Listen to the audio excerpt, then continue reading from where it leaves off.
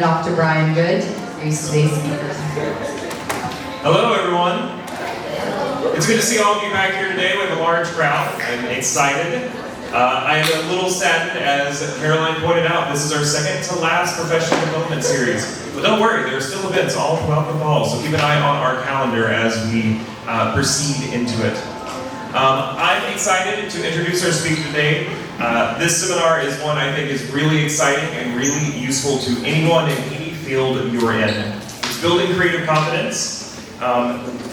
Miriam Salah is a research fellow at the Siebel Center for Design's academic programs team. She holds an MFA in graphic design from the University of Illinois Urbana-Champaign.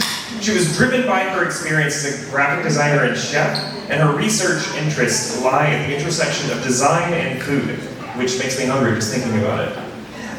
Bringing this unique interdisciplinary perspective to her work, she has helped propose and co-teach a design thinking for food service course in collaboration with hospitality management.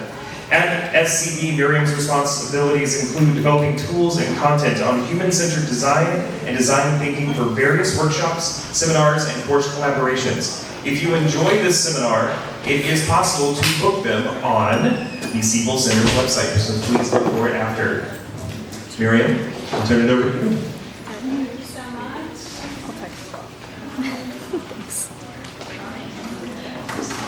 Welcome everybody. I'm so glad to be here today.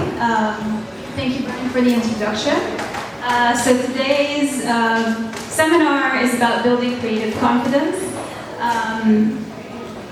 My name is Miriam. Yeah, I'm the Design Content and Instruction Fellow at Siebel Center for Design. Feel free to reach out after the seminar. Happy to have conversations with you all. So this is the Siebel Center for Design. Has anybody been there before? Yeah?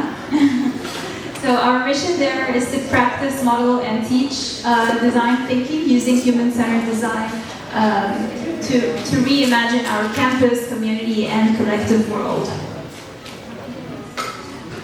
Now, when we say human-centered design, this is what we mean. It's an interdisciplinary, problem-solving approach that uses design thinking processes and tools to identify the unmet needs of a population so we can collaboratively and iteratively develop solutions. So it's all about bringing people together and problem-solving together. Now, when we are practicing human-centered design, it's not just about a process that we follow, but also mindsets that we adopt. So there are 6 design thinking or human-centered design mindsets or hats that we change or wear according to the situation and whenever the need arises. So these are the 6. First is the human-centered mindset, or being empathetic. Communicative mindset. The collaborative mindset. Metacognitive, or thinking about thinking. And the experimental mindset. And finally, and the mindset that we will focus on today, which is the creative mindset. So in this seminar, we're focusing, as I said, on the creative, which this mindset is characterized by the ability to think of new and original ideas. Now, there is a distinction a little bit between creativity and creative confidence. So today I want to talk to you about creative confidence. I want you first to raise your hand if you think of yourself as a creative person. Yeah, great. So what is your idea of creativity? Or if you don't think of yourself as creative, what prevents you from being creative? Any thoughts?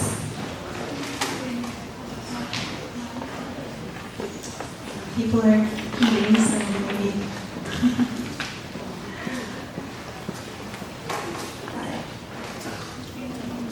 Yeah.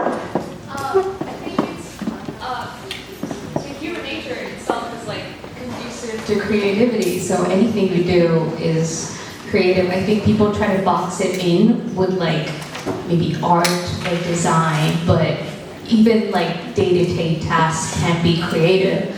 And what prevents you from being creative? My mental health. It's crazy. Thank you so much. Alright, so if creativity is that action of generating new and original ideas, creative confidence is the belief that everybody is creative or has potential to be creative. And it's the motivation that drives the people to try and to experiment with those new ideas. So it's that combination of action and thought that define creative confidence. Okay, so here is a statement, and I want you to tell me what you think about it. Creativity is about artistic expression.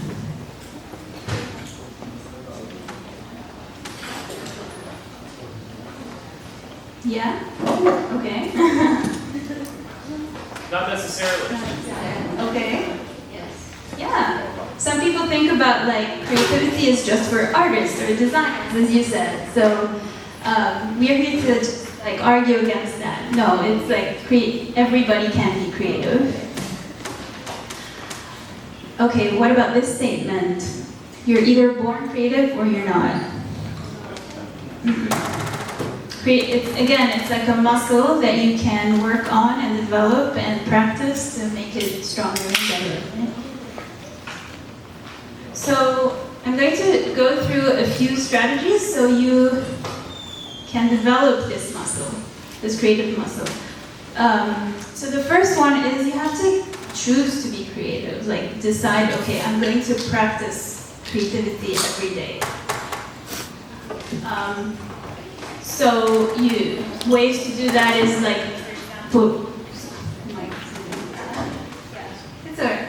redefining problems in new ways, or taking risks, or being okay with ambiguity. Sometimes we're stuck in the middle of something and it's really ambiguous, you don't know where to go, and that's okay. Challenge the status quo, and continue to grow intellectually and learn about different things.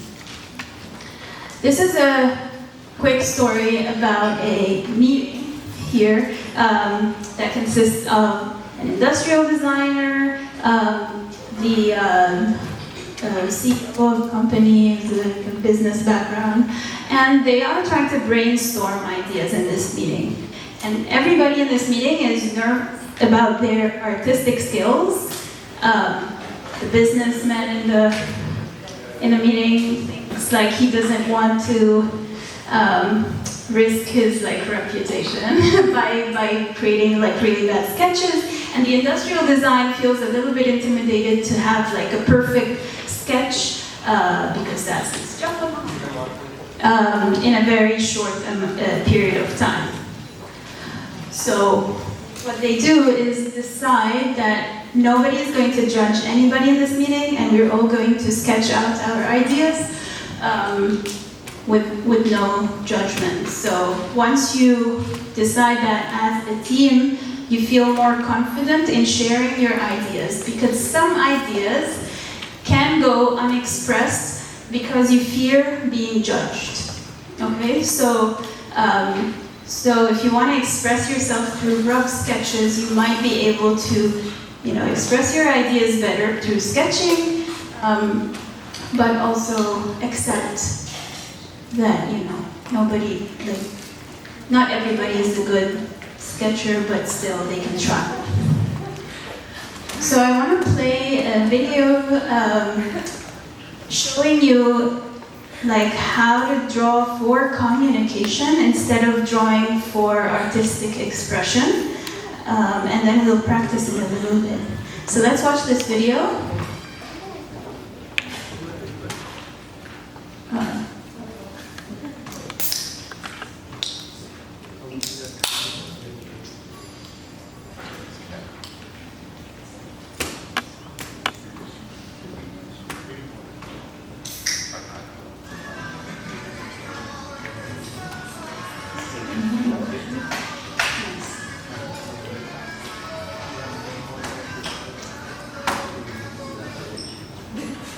Prototypes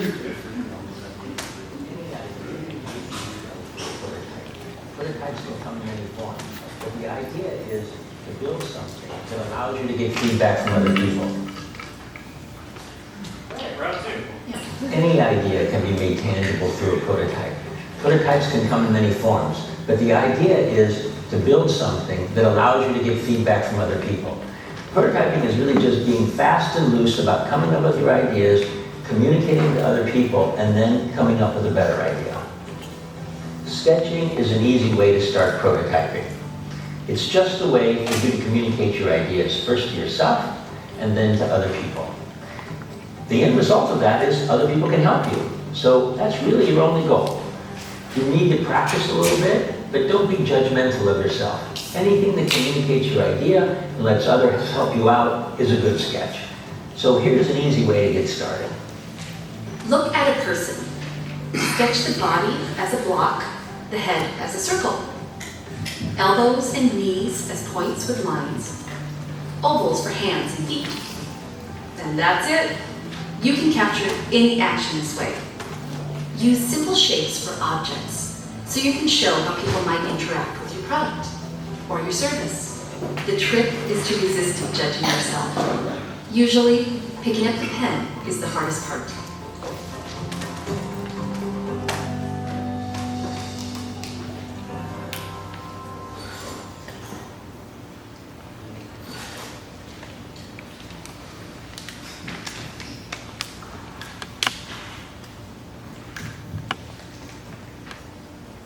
All right, so just basic shapes and lines, and you can express anything.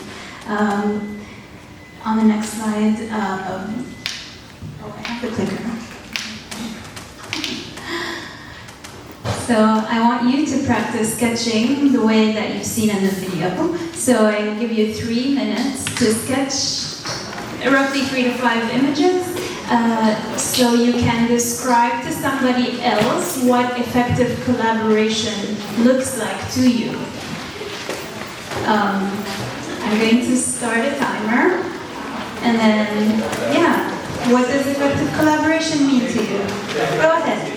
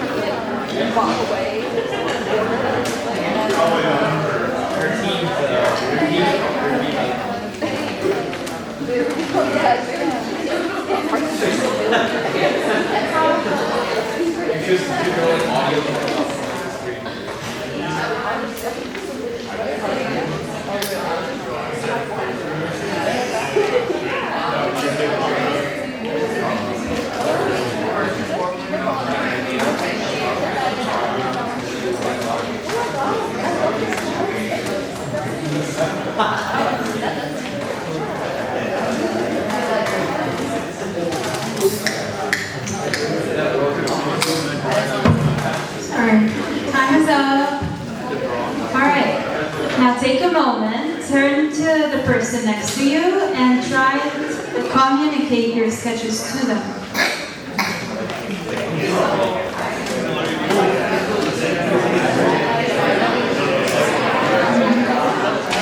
What are your sketches? Bro, what is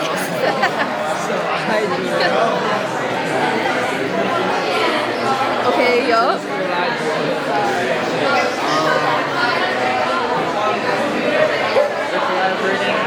Okay. I see the vision.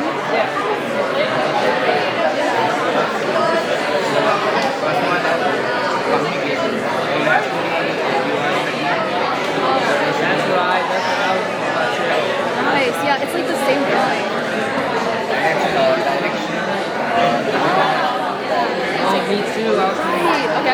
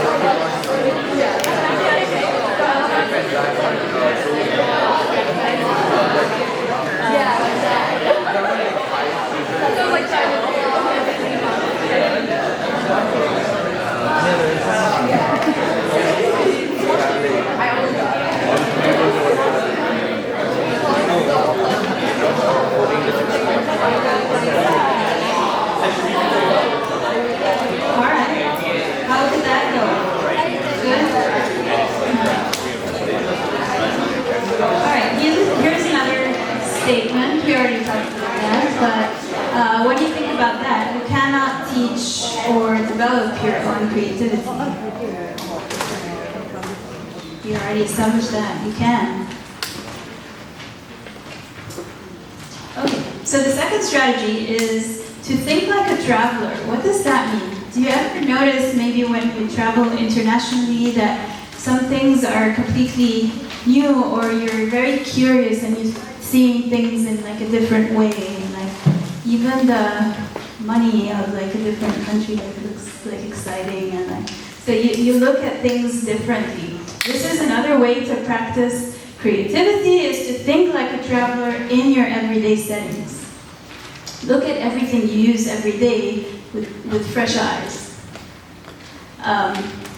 So notice all the details and rediscover the familiar. So ways to do that: applying that beginner's mindset to everything you do, like commuting to work or class, or eating dinner, or preparing for a meeting. Just look at these things in a fresh eyes.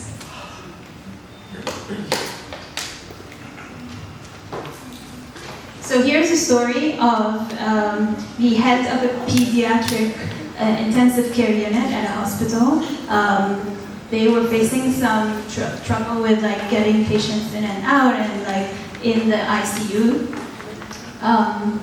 Now this person used to watch Formula One all the time, and then one day he noticed the what's it called? The pit crew, you know, fixing the cars as they come in and come out really fast.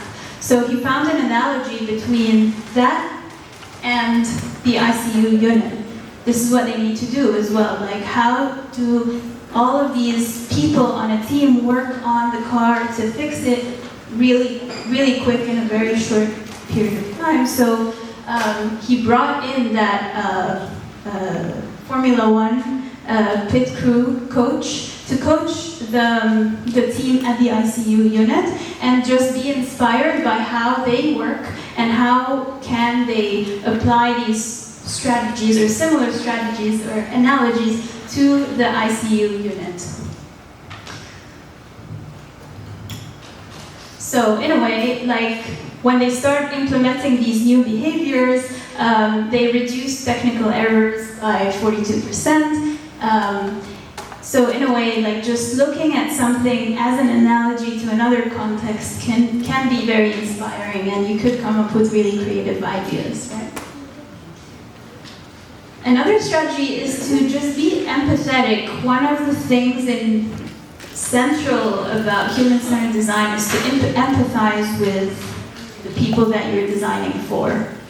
And by doing that, talking to them, understanding them, you could come up with really creative solutions. This is an example of PNC Bank. At some point, they wanted to attract a new customer demographic, which is millennials. You know, tech savvy, but a generation, maybe not the best, like with financial planning. So they empathized with this group of people to come up with more innovative ideas by trying to understand their needs, the context, and their behaviors. Who are they and what do they need so that they can create effective solutions for them. So they came up with the idea of the virtual wallet, and that was one of the first banks to do something like that, which was considered an innovation at that time. Another way to empathize is to conduct observations in the field. Watch people do things while they do them and try to like empathize with them.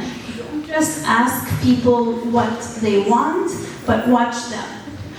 Because watch them in their natural habitat. Because by doing that, you could like realize things you didn't know before. Sorry. Okay. And another thing is also ask a lot of questions to people when you're trying to empathize. So you're asking them questions, you're observing them. You can ask them while you're observing them as well, so that you can find maybe discrepancies between what they say they want and what they actually do. Notice these details. It's very important. Questions that start with why and what if always help you get to the heart of the matter. So try to ask those kinds of questions instead of yes or no questions. So I'll give you 3 minutes to turn to a person next to you and ask them about how they perform a certain task. So these are some conversation starters suggested, of course. And then every answer that they give, ask them why. And think to yourself, what if? Or ask that as well. And see how far the conversation will go, as opposed to like just receiving it or asking yes or no questions. Okay, let's take 3 minutes for that.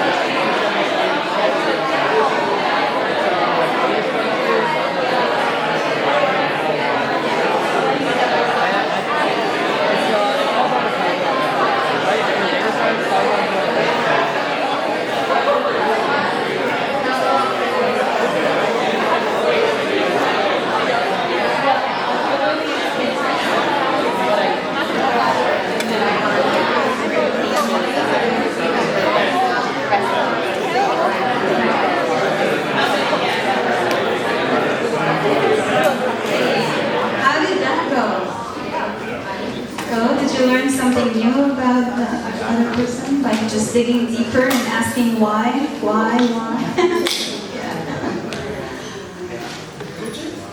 Hey, here's another statement. Tell me what you think. Creativity comes in a flash of insight. Yeah? What are your thoughts about that?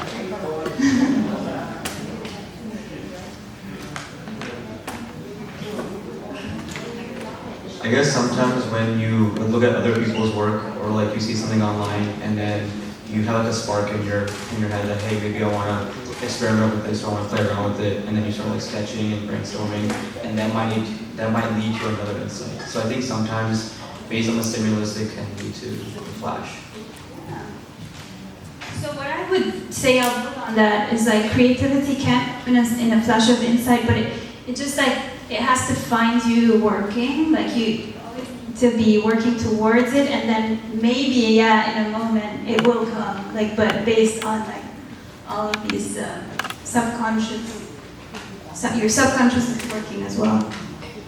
So,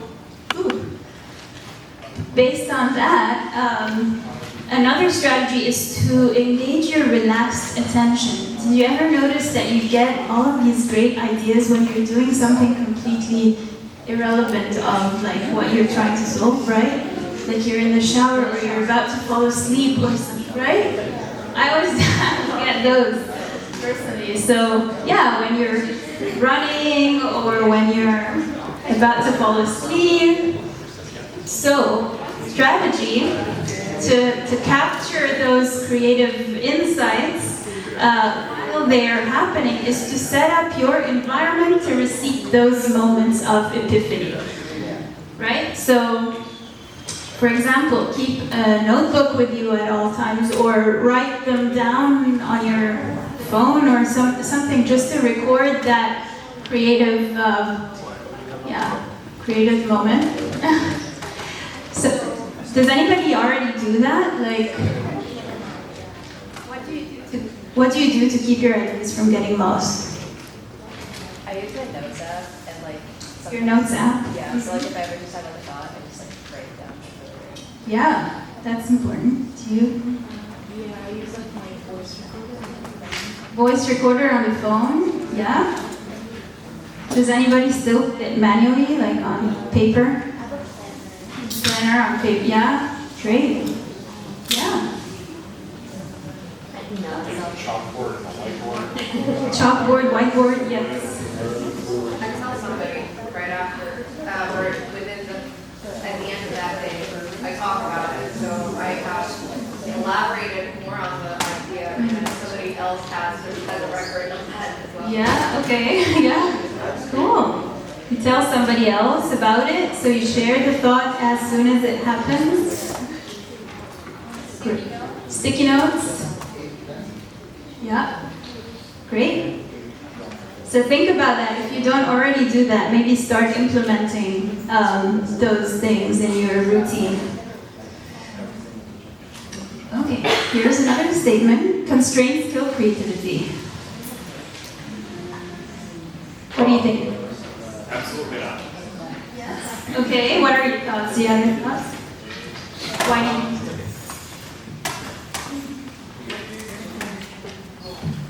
Any pressure or any, talking on creative side doesn't hold the creativity.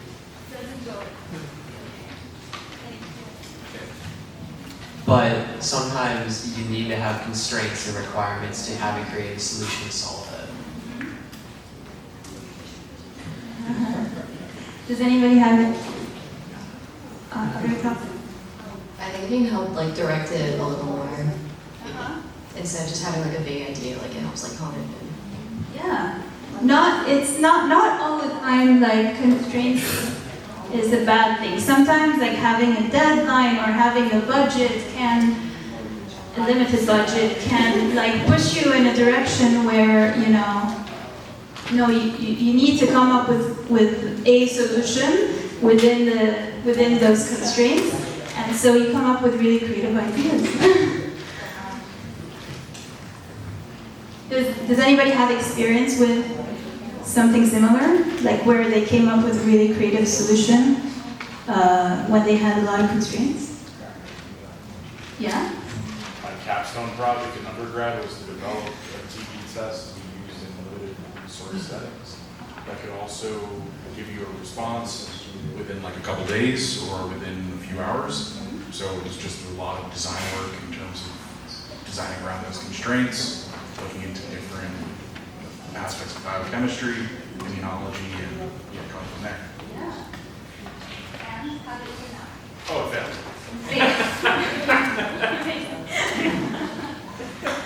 Well, we only have a feature.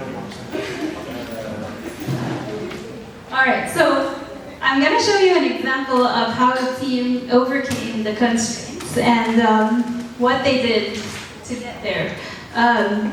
So that our seventh strategy is to reframe your challenge.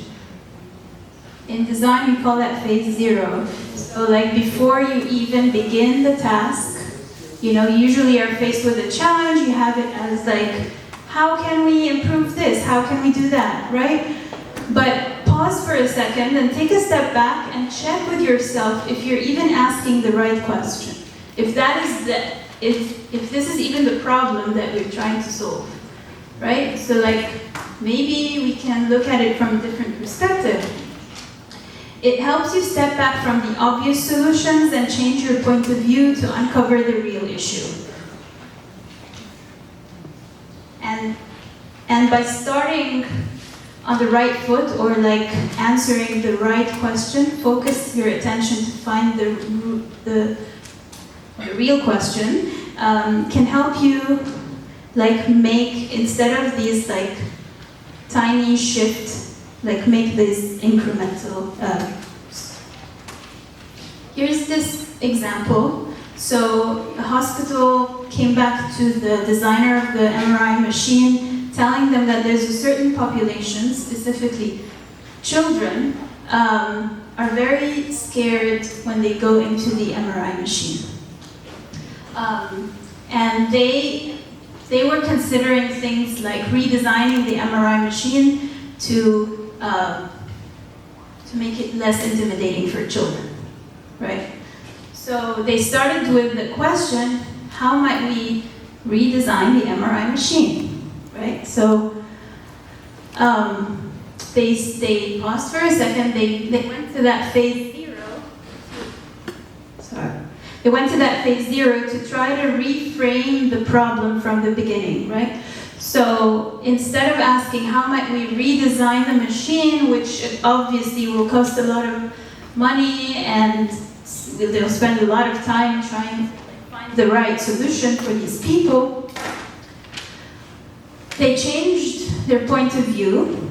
They asked how might we get young patients safely and willingly through an MRI scan. So yes, they had constraints, maybe a budget, or maybe it's like too big of a problem, but these constraints actually help them reframe the challenge and ask a different question. So when they asked this, their solutions became so different than the ones that they may have come up with if they had answered the first question. This was their solution. So they redesigned the room, they created decals on the MRI machine and on the walls of the room. They told the children that this is a pirate ship and you are the pirate, you are the hero of the story. You're going to go on the ship and it's going to go inside and outside. It's going to make very loud noises. And you have to be very still while you're inside so that we can get it, so that they can get an accurate scan, right? From the first time. So the children were very excited to be in there. Before, they moved around a lot. The scans were never taken on the first time. They had to go multiple times. But now it's like, because they're excited to be there, they actually follow the rules, right? And they went back to their parents and asked them if they can go again. So, it doesn't have to be like all of these like huge changes with huge budgets. You can find creative solutions if you just look at it in a different way and ask the right question. And finally, the last strategy is to create a creative support network. So you are obviously all each other's network. Start with applying those strategies. Do not judge each other's ideas, right? And creativity can flow more easily when you have other people to bounce your ideas off of. We have some guiding rules when we're brainstorming as a team. I'm going to go through them real quick. So you don't want to judge each other's ideas. We always encourage those wild ideas. Build on the ideas of each other. So never shut down each other's ideas, but build on them. In a brainstorming session, we also stay on point. So diverge, yes, build on each other's ideas, but stay on topic, don't go talking about something else. When somebody's sharing their ideas, let them share it and finish, listen to them, and have one conversation at a time. Be visual, so like how we practice today, sketching for communication. Try to sketch something out if you think you're sharing it more effectively that way. And finally, when you're brainstorming, definitely go for quantity as opposed to, don't think so much about the quality as much as like just generating lots and lots of ideas. That was the end of it. These are the 8 strategies for unleashing your creative potential. I want to hear back from you on maybe which ones were your favorite, which will you start adopting, which makes more sense to something you're working on right now. Does anybody have any thoughts?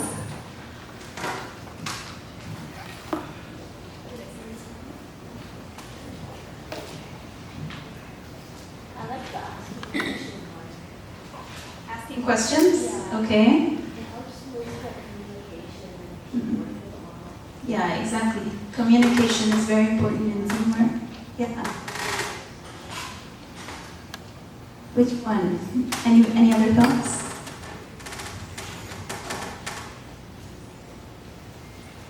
Oh yeah. The engage, relax attention. I think Engage, if relax attention. you sit and listen to people, they will want to. You sit and listen to people, they will want to give more ideas than keeping them to themselves because they don't feel like they're being heard. Yeah, just also empathizing with people, like listening. Yeah. Yeah.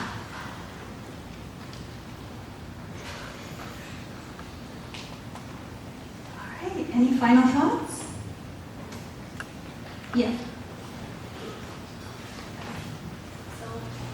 For me, I think the number 8, build a creative support network is most important for me because when you want to create something, you have to have a lot of support from your family, your friends, and your colleagues maybe. So build some kind of atmosphere is good for the creative work.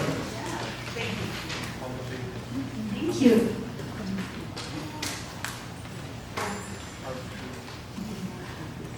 Well, that was the end of it. Thank you so much for attending today. I really enjoyed it. After I go back, I'm going to share a feedback form with Brian that he can pass on to you, so you can let us know what you think of this seminar, and yeah, we really appreciate your feedback. If you want to learn more about Siebel Center for Design, this is our website and ways to connect with us. Thank you so much. Have a great rest of your day.